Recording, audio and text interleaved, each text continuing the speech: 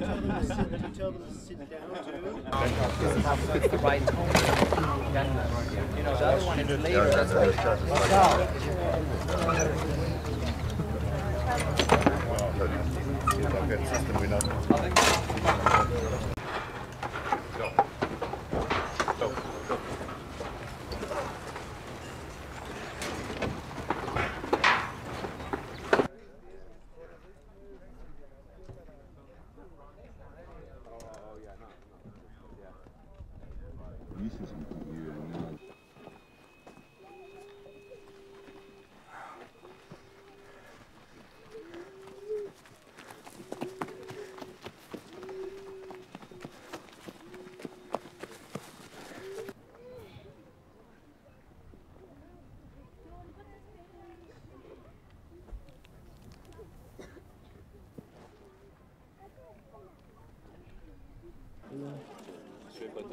Crossing?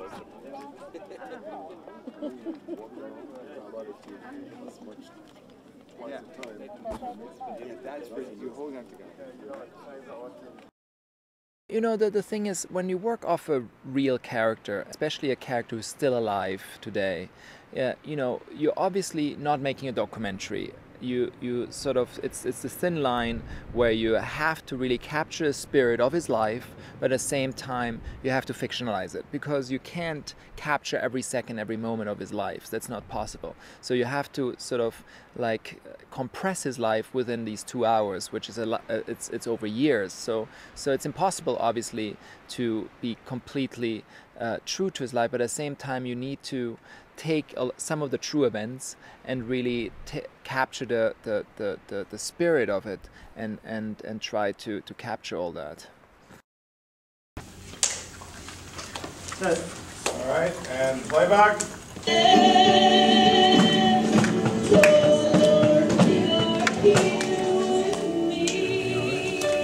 background action, and action.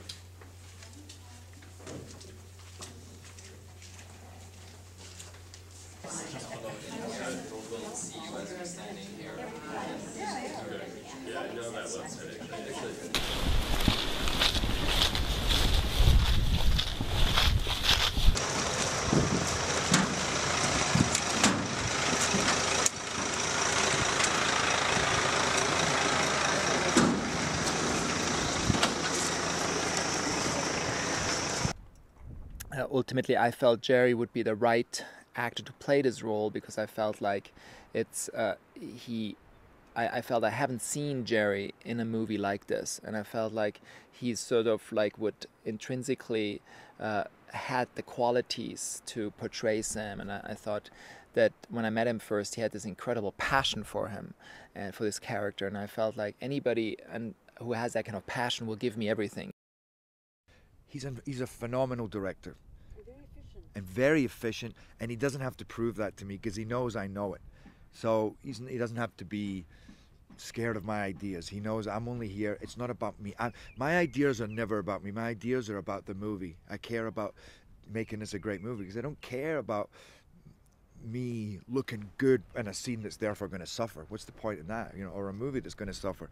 I read this story and I went, what a great story, what a great role, and I don't think anybody else, well, nobody else is adept as Marc is at talent. You know, being able to jump into any genre and just give everything a different feel.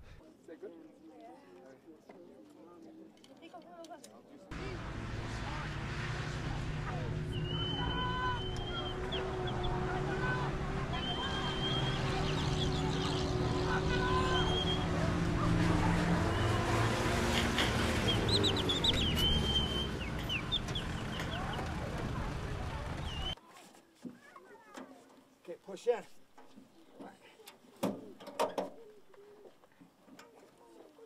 Keep your eyes peeled. That wall back there might still be hot, so be ready. What about you, preacher? Your thing.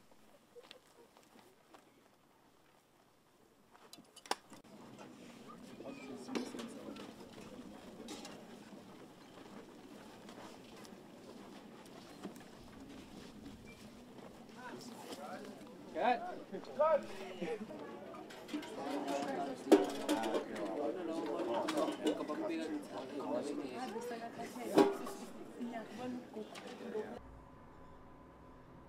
a little much children this way and this way.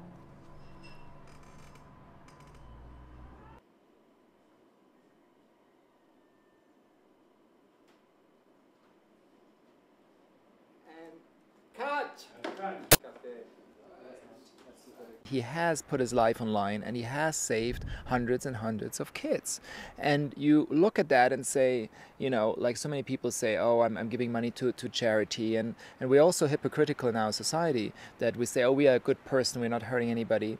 But ultimately, we're not really doing anything. We're not putting our life on the line to saving anybody. And there's this man who isn't, you know, really an anti-hero, not a very flawed character, and has a very abusive past, but in the same time has managed to help so many kids and change their life.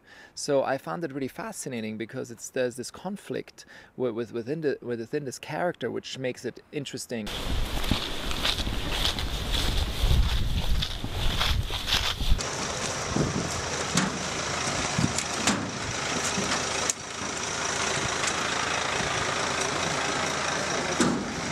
I've also never either been in a movie or, I think, witnessed a movie that has so much packed into it in terms of emotion, in terms of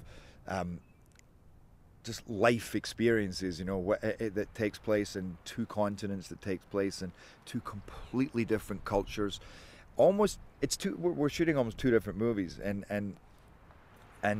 there's that whole duality of Sam as well as Sam in Africa, Sam in America. There's the younger Sam, the out of control Sam, who had no God but himself and his, you know, and his pain and his pleasure, and then the Sam who railed everything in and found this higher purpose, first in God and then in this mission. And it's just, you kind of read it at first when I read it, and like I say, now in knowing Sam, you realize that's only one bit of him. But when I first read it, I went, are you kidding me? This is so much. This is too much. This couldn't all have happened. And then you speak to him and you realize that, yeah.